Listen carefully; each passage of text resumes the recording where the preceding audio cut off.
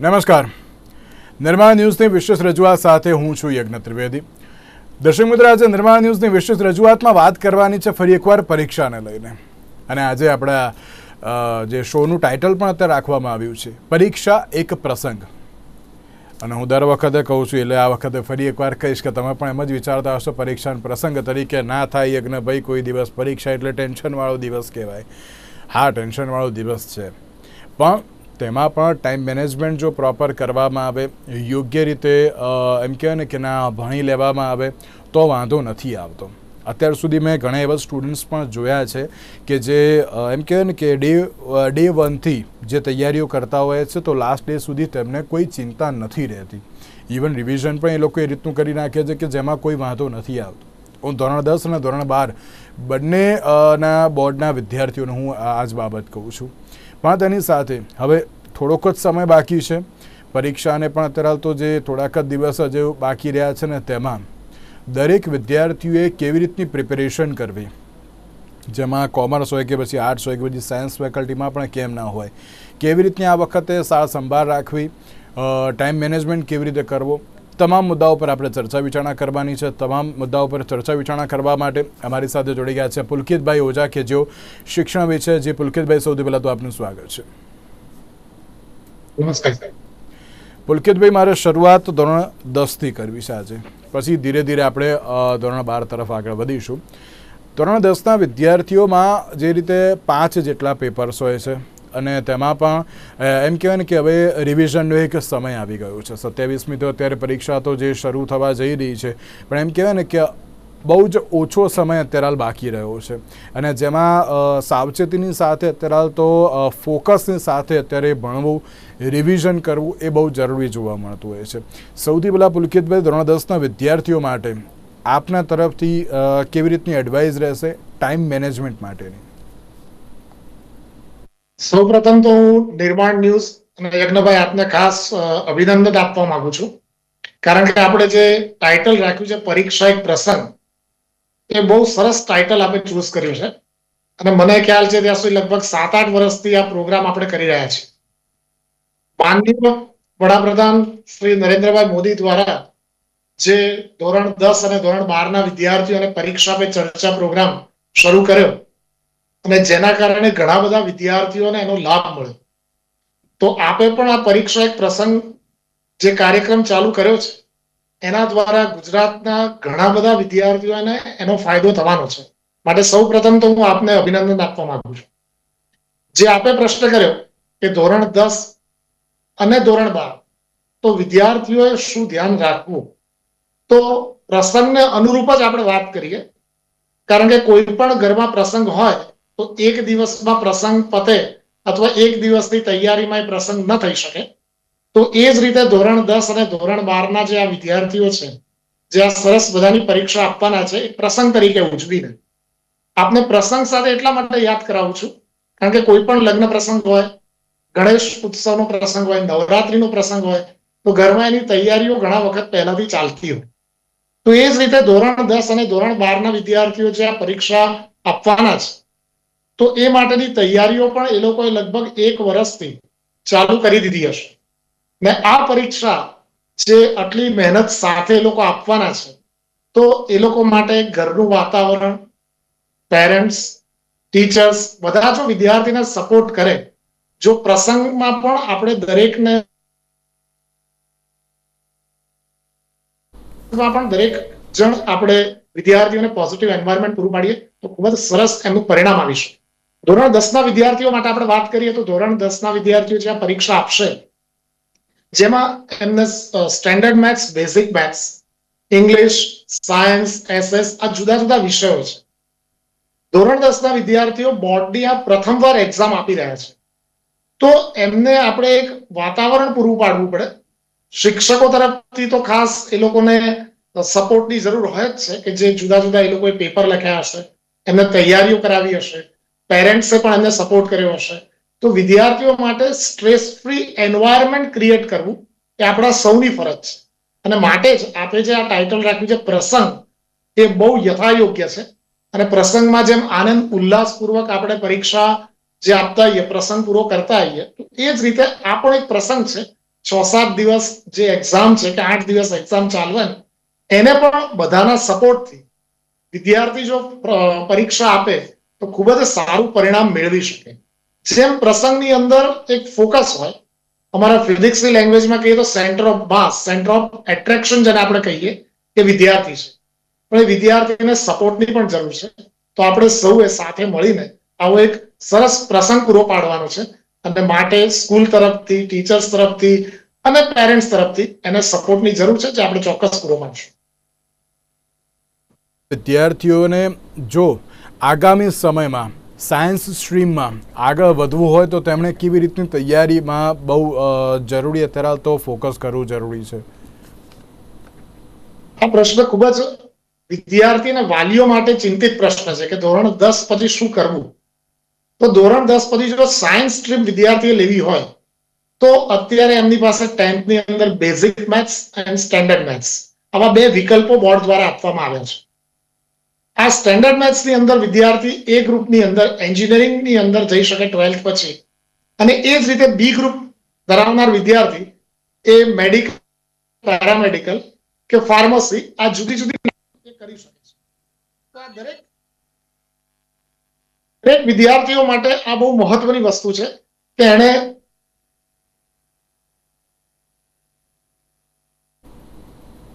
એને કઈ stream choose કરવી, અને જે હવેનો સમય છે એની અંદર શક્ય હોય એટલા પેપર એ લખવા પ્રયત્ન કરે, અને જેટલા પેપર એ વધારે પ્રેક્ટિસ કરશે એ પ્રમાણે એને માર્ક લાવવામાં ઈઝી પડશે. કારણ કે પેપર પ્રેક્ટિસ એ ધોરણ 10 અને ધોરણ 12 બંનેના વિદ્યાર્થીઓ માટે ખૂબ જ જરૂરી છે. કારણ કે કોવિડનો સમય જે પૂરો થઈ ગયો છે, 3-4 વર્ષ પહેલાની વાત કરીએ, ત્યારે વિદ્યાર્થીઓને લખવાની આદત ખૂબ ઓછી થઈ ગઈ હતી. હવે જો આ વિદ્યાર્થીઓ એ જ આદત પ્રમાણે ખાલી રીડિંગ હેબિટ રાખશે તો સ્કોર કરવો થોડોક અઘરો પડે. એટલે જો રાઇટિંગ પ્રેક્ટિસ કરે અને ધોરણ 10 ની અંદર ગણિત વિષયની અંદર જે કંઈ પણ ફોર્મ્યુલાસ છે એક અલગ પેજમાં લખી લે, અને જ્યારે પણ રિવિઝન કરતા હોય ત્યારે ફોર્મ્યુલા વાંચીને કરે, એવી જ રીતે વિજ્ઞાન વિષયની અંદર પણ જે ફિઝિક્સની ફોર્મ્યુલા છે, કેમિસ્ટ્રીની ફોર્મ્યુલા છે, બાયોલોજીની કેટલીક શોર્ટ ટેકનિક છે, જો આ યાદ રાખીને એ અલગ પેજમાં લખીને છેલ્લે રિવિઝન વખતે વાંચીને જો એ પેપર લખશે તો એનું પરિણામ ચોક્કસ ખૂબ જ સરસ આવશે. પુલકિતભાઈ, હવે વાત કરવી છે ધોરણ 12 સાયન્સના વિદ્યાર્થીઓને લઈને. ધોરણ 12 સાયન્સનું અત્યારે એટલા માટે વાત કરું છું કારણ કે ચલો કોમર્સ અને આર્ટ્સની તો આપણે છે ને શું કહેવાય વાત કરીશું જ, પણ ધોરણ 12 સાયન્સના વિદ્યાર્થીઓને અત્યારે કેવા પ્રકારનું ધ્યાન રાખવું બહુ જરૂરી છે, કારણ કે આ એક એવો ટર્નિંગ પોઈન્ટ છે કે જ્યાં હવે તેમને તરાલ તો એમ કે એના કોલેજમાં પણ એડમિશન લેવાનું ક્યાંક આવશે, કઈ સ્ટ્રીમમાં તરાલ તો જે છે એ તો એમને ખબર જ છે, પણ તેમાં કેવી રીતે આગળ વધવું તે પણ અત્યારે તો જાણવું, જોવું, એ બહુ સમજવું બહુ જરૂરી છે. ધોરણ 12 સાયન્સના વિદ્યાર્થીઓએ કેવી રીતનું ધ્યાન રાખવું આ પરીક્ષામાં, તેને લઈને આપની પ્રતિક્રિયા. આ પ્રશ્ન પણ એક યક્ષ પ્રશ્ન છે, કારણ કે ધોરણ 12 પછી વિદ્યાર્થીઓ કઈ કેરિયર સિલેક્ટ કરવી, કઈ લાઈન સિલેક્ટ કરવી, એની અંદર ઘણા બધા વિદ્યાર્થીઓ કન્ફ્યુઝ હોય છે. ઇવન તો પેરેન્ટ્સને પણ ખબર નથી કે એન્જિનિયરિંગની અંદર કેટલા પ્રકારના એન્જિનિયરિંગ કોર્સ ગુજરાતમાં ચાલે છે, કેટલા પ્રકારના કોર્સ ઓલ ઇન્ડિયા લેવલ ઉપર ચાલે છે. એટલે આ પ્રશ્ન પણ એક ખૂબ જ મહત્વનો છે. પણ અત્યારે આપણે જો પરીક્ષા ઉપર આપણે ફોકસ કરીએ તો ધોરણ 12 ના વિદ્યાર્થીઓ માટે ચોક્કસ હું સમજી શકું છું કે પેરેન્ટ્સ અને સ્ટુડન્ટ્સ બંને માટે સ્ટ્રેસ અને ટેન્શન જે બે અલગ અલગ વર્ડ છે, પણ નોર્મલ યુઝમાં આપણે ટેન્શન વર્ડ યુઝ કરતા આવીએ છીએ, પણ એકચ્યુઅલી એ સ્ટ્રેસનો એક ભાગ છે, અને સ્ટ્રેસમાં હોય વિદ્યાર્થી સ્વાભાવિક વસ્તુ છે. કારણ કે કેવા પ્રકારનું પેપર હશે, કેવી તૈયારી છે, એને રિલેટેડ એ જે તૈયારી એમણે કરી છે એ પ્રકારના પ્રશ્નો પૂછાશે કે નહીં, અને પૂછાશે તો એનો આન્સર, કારણ કે બોર્ડની પેટર્ન 50 માર્કના એમસીક્યુ અને remaining 50 marks theory and numericals base છે. હવે 1 કલાકની અંદર એ વિદ્યાર્થીએ 50 એમસીક્યુ સોલ્વ કરવાના છે OMR શીટમાં રાઉન્ડ કરીને, અને રિમેનિંગ 2 અવર્સની અંદર એને થિયરી અને ન્યુમેરિકલ્સ એટેન્ડ કરવાના છે. હવે કેટલીક વાર પેપરને અનુલક્ષીને જો ચોઇસ સિલેક્શન પૂરેપૂરું ન કર્યું હોય પ્રોપરલી, કે આ ક્વેશ્ચનનો આન્સર હું લખું અને એને બદલે બીજો કોઈ ક્વેશ્ચનનો આન્સર લખાઈ જાય તો 2 માર્કને બદલે 3 માર્કનો આન્સર લખી આવે તો એને પાછળ ટાઈમ ખૂટવાનો છે. એટલે ટાઈમ મેનેજમેન્ટ વિદ્યાર્થીએ પ્રેક્ટિસ જેટલી કરશે પેપરની એ જ પ્રમાણે એનું આઉટપુટ આવશે. બીજી ખાસ અગત્યની વાત, એક્ઝામ પહેલા, કારણ કે હવે એક્ઝામ પહેલાનો 10-12 દિવસનો જ સમય બાકી છે, અને એક્ઝામ દરમિયાન આને હું 2 પાર્ટમાં ડિવાઈડ કરું છું, જે ખાસ વિદ્યાર્થી અને વાલી બંને સમજવાની વસ્તુ છે.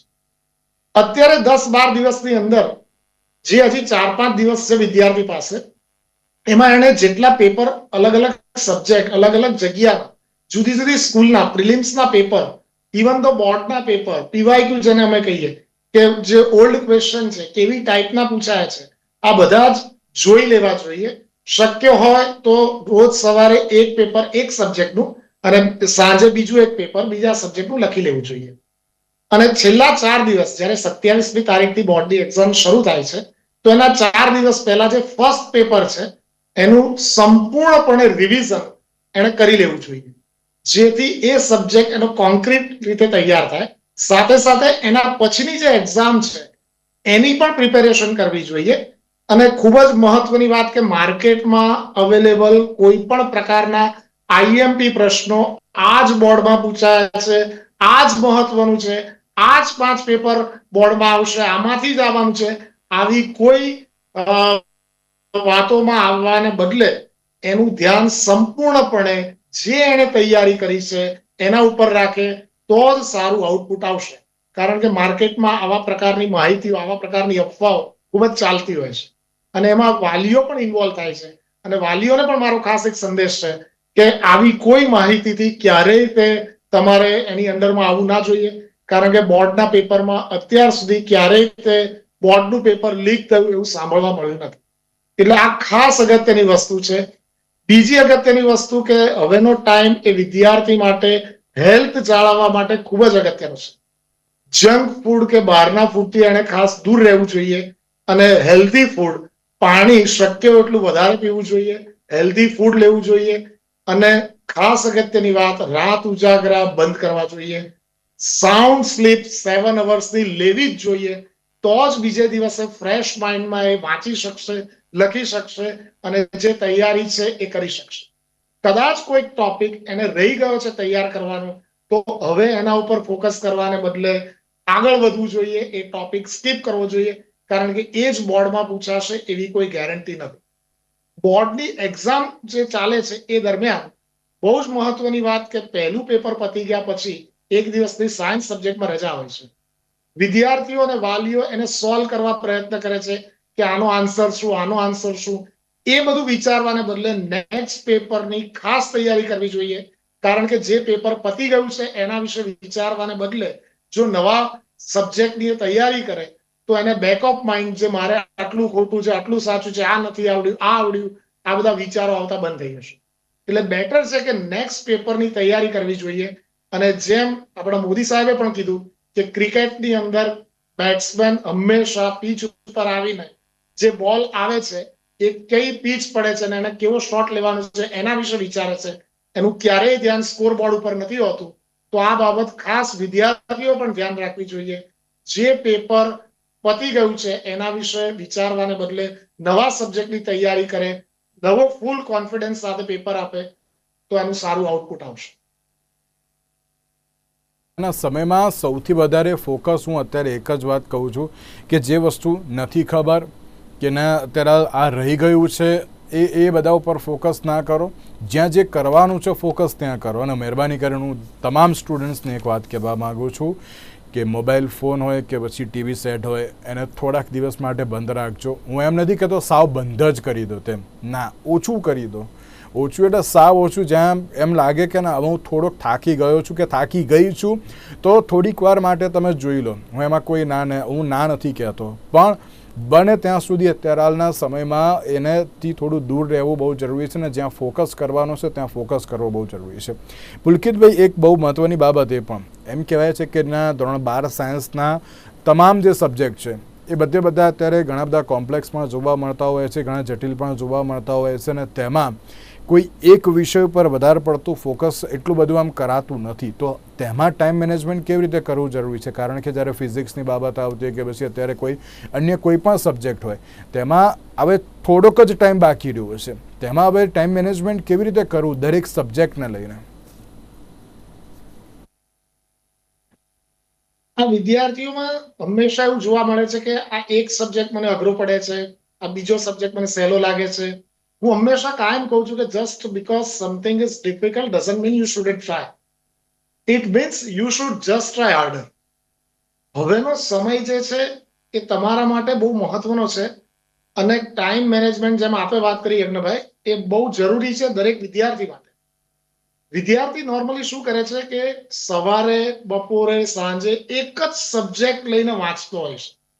ક્યારેય આવું ના કરાય, કારણ કે એક જ સબ્જેક્ટ જો સતત 8 થી 9 કલાક કે 10 કલાક વાંચવામાં આવે તો આપણું મગજ પણ થાકી જાય.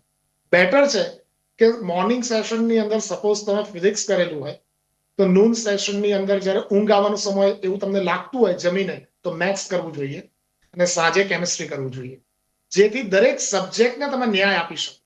જો તમે બાયોલોજી સબ્જેક્ટ સાથે કામ કરવા માંગતા હો તો બપોરે કેમિસ્ટ્રી ને સાંજે બાયોલોજી કરો, તો આ સમય તમારા ત્રણેય સબ્જેક્ટને તમે ડિસ્ટ્રીબ્યુટ કરો. હા, મને એક સબ્જેક્ટ અઘરો લાગે છે તો એની અંદર હું 1 કલાક વધુ ટાઈમ આપું, પણ બાકીના સબ્જેક્ટને એવોઇડ કરીને એક જ સબ્જેક્ટ ઉપર ફોકસ કર્યા કરું. કાલે બીજા સબ્જેક્ટનું ફોકસ કરું, કાલે ત્રીજા સબ્જેક્ટનું ફોકસ કરું, તો એક દિવસમાં એક જ સબ્જેક્ટ વાંચવાથી વિદ્યાર્થીને હંમેશા મુશ્કેલી પડે, કંટાળો આવે અને મૂકી દેવાનું બંધ થાય કે હવે બહુ વાંચ્યું, બહુ લખ્યું, આવું થતું હોય છે. એટલે બેટર છે કે આ ટાઈમ મેનેજમેન્ટ તમે ખૂબ જ સારી રીતે કરો.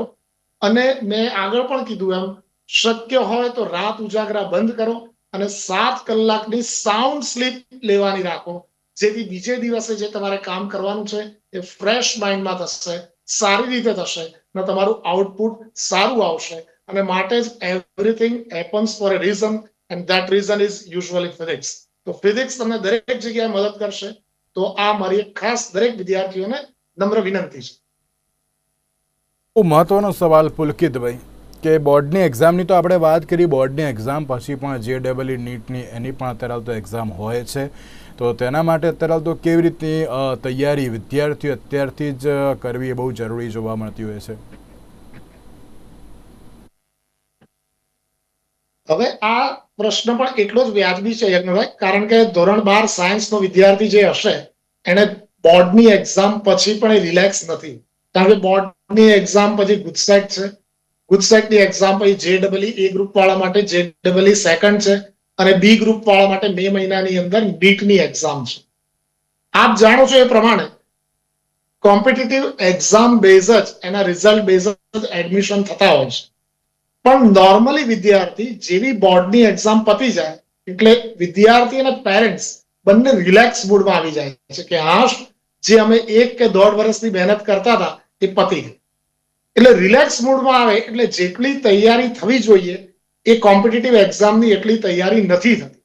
અને માટે આપ જોઈ શકો છો કે કોમ્પિટિટિવ એક્ઝામની અંદર વિદ્યાર્થીના માર્ક જે ખરેખર એને મહેનત કરેલી હોય એના કરતા થોડા ઘણા માઇનસ થાય છે. તો ખાસ આ માધ્યમ દ્વારા વિદ્યાર્થીઓને અને વાલીઓને ખાસ કહીશ કે બાળકોને પોઝિટિવ એન્વાયરમેન્ટ પૂરું પાડી ચોક્કસ ધોરણ 12 સાયન્સની બોર્ડની એક્ઝામ પતી જાય પછી કોમ્પિટિટિવ એક્ઝામની તૈયારી કરાવજો.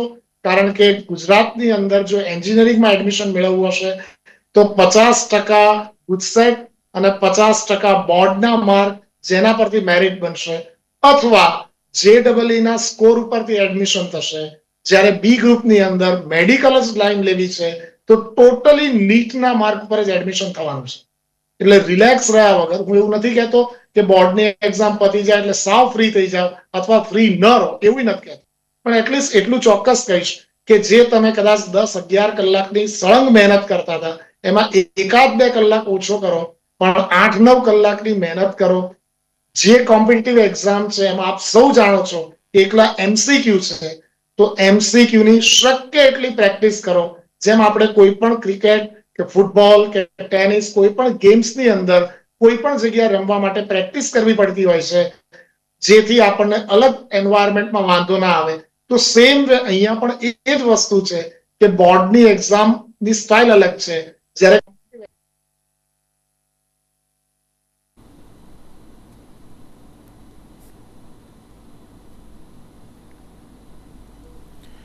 બિલકુલ, એક બાજુ જે રીતે આપણે પરીક્ષાની તો વાત કરી રહ્યા છે ને તેમાં પણ જે અલગ અલગ સબ્જેક્ટની તો આપણે વાત કરીએ છીએ. જે પુલકિતભાઈ આપ કંઈ કહેતા હતા, કન્ટિન્યુ.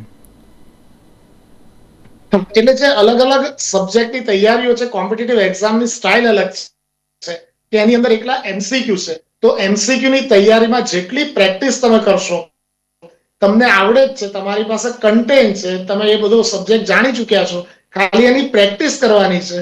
અને ટાઈમ બિંગ ની અંદર એક તમારા એમસીક્યુ ખતમ થવા જોઈએ. અને એ ખાસ યાદ રાખવાનું કે કોમ્પિટિટિવ એક્ઝામની અંદર નેગેટિવ માર્કિંગ છે. એટલે જેટલા પ્રશ્નો તમને આવડતા હોય એના જ જો તમે આન્સર આપશો તો તમારું રિઝલ્ટ, તમારા પીઆર ઘણા વધારે હશે. જો તમે ખોટા આન્સર આપવા પ્રયત્ન કર્યો તો તમે નેગેટિવ માર્કિંગમાં જવાના, જેથી તમારા માર્ક્સ જે આવવા જોઈએ એના કરતા થોડા ઘણા ઘટી જશે. તો બેટર છે કે એની પ્રેક્ટિસ પ્રોપર કરો, જેથી તમારું પરિણામ ખૂબ જ સારું આવે અને એડમિશન તમારા માટે જે તમે લાઈન વિચારી છે, જે પ્રીમિયર ઇન્સ્ટિટ્યૂટ તમે વિચારો છો, એની અંદર સારી રીતે તમને એડમિશન મળી શકે. પુલકિતભાઈ, ધોરણ 12 સાયન્સમાં સબ્જેક્ટો ઘણા બધા જોવા મળતા હોય છે, અને તમામ સબ્જેક્ટમાં ફિઝિક્સમાં અત્યારે હાલ તો કેવી રીતની ખાસ તૈયારી કરવી એ બહુ જરૂરી જોવા મળી રહી છે? યજ્ઞભાઈ, હું હંમેશા એવું કહેતો હોઉં છું કે ફિઝિક્સ સબ્જેક્ટની અંદર વિદ્યાર્થીઓને એક ડર હોય છે. અને આ એકલા વિદ્યાર્થીઓનો ખાલી અમદાવાદ કે ગુજરાત કે ભારત પૂરતી વાત નથી, આ યુનિવર્સલ વાત છે. અને વર્લ્ડમાં કોઈ પણ જગ્યાએ તમે જાઓ, મોટાભાગના વિદ્યાર્થીઓને ફિઝિક્સની ડર હોય છે. પણ હંમેશા ટીવીમાં પણ એડ આવે છે, આપ જાણો છો કે ડર કે આગે જીત હૈ. અને એક સરસ ચેનલ, આપના જેવી સરસ એક ચેનલ હતી જેના પર ફિઝિક્સ રિલેટેડ જે કન્ટેન્ટ હતું એ બહુ ઇઝી લેંગ્વેજમાં કોમેડી સ્વરૂપમાં એક સિરિયલ ચાલતી હતી, જેમાં આ જ વસ્તુ, વિષય વસ્તુ બહુ સહેલી રીતે સમજાવી શકાતી હતી. ફિઝિક્સ એટલે જ મેં કીધું કે કુદરતને સમજવાનું વિજ્ઞાન, જેને આપણે કહીએ છીએ ભૌતિક વિજ્ઞાન, ફિઝિક્સ. જ્યારે આપણે નેચરની નજીક જઈશું, કોઈ વસ્તુને સહેલાઈથી સમજવા પ્રયત્ન કરીશું, તો આ રટ્ટા મારવાની વસ્તુ નથી, આ સમજવાની વસ્તુ છે. એટલે જેટલી તમે અન્ડરસ્ટેન્ડિંગ કેળવશો, એ વસ્તુને આત્મસાત કરશો, આ ફોર્મ્યુલા કેમ લખી છે, આ વાક્ય કેમ લખ્યું છે, આ જ્યારે તમે સમજી શકો તો આ સબ્જેક્ટ સહેજ પણ અઘરો નથી. અને ગુજરાત બોર્ડનો રેકોર્ડ અને દરેક સ્કૂલ, મોટાભાગની સારી સ્કૂલોનો રેકોર્ડ એવું કહે છે કે ફિઝિક્સની અંદર માર્ક લાવવા સહેલા છે. અને ઘણા સારા વિદ્યાર્થીઓ સારું પરિણામ મેળવી અને સારી રીતે, પર્ટિક્યુલર જો નીટની વાત કરું તો નીટ જેવી કોમ્પિટિટિવ એક્ઝામમાં એવું જોવા મળ્યું છે કે મોટાભાગના વિદ્યાર્થીઓ, જે લોકોનો ફિઝિક્સનો સ્કોર સારો થયો, એ લોકો સારું પરિણામ મેળવી શકે. એટલે સબ્જેક્ટથી ડરવાની જરૂર નથી. તમારે ન્યુમેરિકલ્સ, થિયરી જો તમે બરાબર કરશો, અને મેં જેમ સૌ પ્રથમ કીધું કે દરેક ફોર્મ્યુલા એક અલગ પેજમાં લખી લેશો અને પછી એ ચેપ્ટર તમે રિવાઇઝ કરશો, તો તમારા માટે ફોર્મ્યુલા, થિયરી બધું માઇન્ડમાં આવવા માંડશે. અને બોર્ડની અંદર ખાસ તમને કહી રાખું કે જે વધુ માર્ક વાળા પ્રશ્નો છે, જે 4 માર્કના પ્રશ્નો છે, જેની અંદર થિયરી અથવા દાખલો કંઈ પણ આવી શકે, તો તમે જો શક્ય હોય તો દાખલો ચૂઝ કરજો. ન્યુમેરિકલ્સ કરવાથી માર્ક સહેલી રીતે આવશે, જલ્દી પતી જશે, ટાઈમ બચશે. એવી રીતે 3 માર્ક, 2 માર્કમાં પણ થિયરીના દાખલા આવતા હોય છે. જ્યાં પણ તમને દાખલા લાગે તો એ તમે સહેલાઈથી કરી શકશો અને માર્ક લાવવા સરળતા વાળા હશે. કારણ કે થિયરીની અંદર કેટલીક વાર કોઈ ફોર્મ્યુલા ના લખાયું હોય, લેબલિંગ ના કર્યું હોય ફિગરની અંદર, તો ક્યાંક ક્યાંક માર્ક કપાવવાની શક્યતાઓ વધે છે. એટલે તમને બોર્ડ દ્વારા પણ 2 વર્ષથી આપ જાણો છો કે જનરલ ઓપ્શન આપવામાં આવે છે. તો એની અંદર પ્રશ્નોનું સિલેક્શન એવું કરજો કે જેમાં તમે કોન્ફિડન્ટ હો. અને આવા કોન્ફિડન્ટ વાળા પ્રશ્નો, જે અમુક ચેપ્ટર છે જેની અંદરથી વધુ માર્કના પ્રશ્નો પૂછાય છે, રે ઓપ્ટિક્સ છે, વેવ ઓપ્ટિક્સ છે, આવા જે ચેપ્ટર્સ છે, તો એ તમે કોન્ક્રીટ કરી લેશો તો તમારા માટે માર્ક લાવવા બહુ જ સહેલા રહેશે.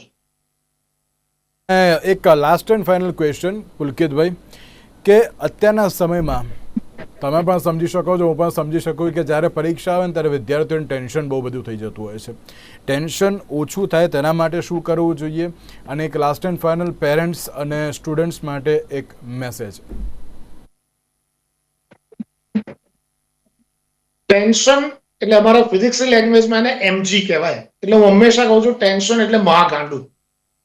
આપણે ટેન્શનને આત્મસાત કરવું છે કે ટેન્શન આપવું છે? આપણે પરીક્ષામાં જવાબ જ એ રીતે લખીએ કે પેપર ચેકર જે હોય ખુશ થઈ જાય અને એ વિચારે કે ના, સરસ આણે લખ્યું છે, મારે માર્ક ફૂલ આપવા પડશે. પણ નોર્મલ લાઈફની આપણે વાત કરીએ તો સ્ટ્રેસ ફ્રી થવા માટે હંમેશા 5 થી 6 કલાક કે 3 થી 4 કલાક સળંગ વાંચ્યા પછી 5 થી 10 મિનિટનો બ્રેક રાખો. અને આ બ્રેક રાખી કંઈ જ ના કરો તો આંખો બંધ કરીને બેસી રહો, જેથી જે કંઈ પણ તમે વાંચ્યું છે એનું રિવાઇઝ થશે. આવું દર 2-3 કલાકે કે 4 કલાકે કરવાથી એ તમને ફાયદો થશે. અને યોગ જો શક્ય હોય તો સવારે ઉઠીને 5 થી 7 મિનિટ જ, વધારે નહીં, તો આ યોગ પ્રાણાયામ કે સૂર્ય નમસ્કાર જો તમે કરશો, સામાન્ય સૂર્ય નમસ્કાર કે પ્રાણાયામ, તો પણ તમારું માઇન્ડ, જે બ્લડ સર્ક્યુલેશન છે એ કમ્પેરેટિવલી ઇઝીલી આખા બોડીમાં થશે અને એને કારણે તમારું સ્ટ્રેસ ઓછું થશે. જે તમે વાંચ્યું છે એ કોન્ફિડન્સથી જાઓ. પરીક્ષાની અંદર સહેજ પણ ગભરાવાનું નહીં, કારણ કે જે તમે ટોપિક પૂરેપૂરો કર્યો છે, તમે 1-1.5 વર્ષથી આ મહેનત કરી રહ્યા છો, ટેક્સ્ટબુકની બહારનું આજ સુધી બોર્ડમાં પૂછાયું નથી, તો આપણા માટે પણ એ જ નિયમ લાગુ પડે, તો આપણે પણ જે તૈયારી કરી છે એ જ બોર્ડમાં આવવાનું છે. આવું વિચારીને ફૂલ કોન્ફિડન્સ સાથે જ્યારે તમે પેપર આપશો તો તમારું આ સ્ટ્રેસ કે ટેન્શન લેવલ ઓછું થશે. પેરેન્ટ્સ માટે ખાસ એમ કે વિદ્યાર્થીને સપોર્ટ કરો, એને પોઝિટિવ એન્વાયરમેન્ટ પૂરું પાડો. હંમેશા યાદ રાખો કે જીવનની આ છેલ્લી પરીક્ષા નથી, હજી તો આ જીવનની શરૂઆત છે. હજી જીવનની ઘણી બધી પરીક્ષાઓ લાંબી છે, યાદી લાંબી છે, અને આપણામાંથી કોઈ હજી સ્વામી વિવેકાનંદ નથી બન્યું. તો એવું ન વિચારો કે આને 100 માંથી 100 માર્ક જ લાવવાના છે. જે માર્ક આવશે, જેટલા સારા આવશે, જેટલું બેસ્ટ એ કરી શકશે એ વિદ્યાર્થીને આપો. અને માટે હું મારી ફિઝિક્સની લેંગ્વેજમાં ખાસ કહીશ કે be a diode to remove negative thinking, be a capacitor to store good thoughts, be a resistor to drop bad habits, be a transistor to amplify your character, because જીના इसी का नाम. બિલકુલ. તેની સાથે જ દર્શક મિત્રો ફરી એકવાર આપ સૌને કહું છું, એટલું બધું કંઈ એમ કહે કે ટેન્શનની વાત નથી. હા, સ્ટ્રેસ હોય, હું સમજી શકું છું, પરીક્ષા છે, પુલકિતભાઈ પણ ક્યાંક સમજી શકે છે, કારણ કે તો આટલા વર્ષોથી અત્યારે તો જે કહેવાય ને કે શિક્ષણમાં અત્યારે પોતાનું યોગદાન આપી રહ્યા છે. પણ હું આપ સૌને કહું છું કે એટલું બધું સ્ટ્રેસ લેવાની જરૂર નથી. પ્રોપર ટેક્સ્ટબુક સિવાય જે રીતે પુલકિતભાઈ કે ટેક્સ્ટબુકની બહારનું કોઈ જ વસ્તુ આવવાની નથી. પ્રોપર રિવિઝન કરજો અને તેની સાથે દરેક પેરેન્ટ્સને પણ એક નમ્ર વિનંતી કે ઘરમાં પણ એવું સારું એવું વાતાવરણ બનાવી રાખશો કે જે વિદ્યાર્થીઓ અત્યારે સારી રીતે ભણવામાં ફોકસ કરી શકે. તેની સાથે પુલકિતભાઈ, આપનો આભાર અમારી સાથે આ ચર્ચા વિચારણામાં જોડાવા માટે. તો દર્શક મિત્રો, આજના વિશેષ કાર્યક્રમમાં રજા આપશો. નમસ્કાર.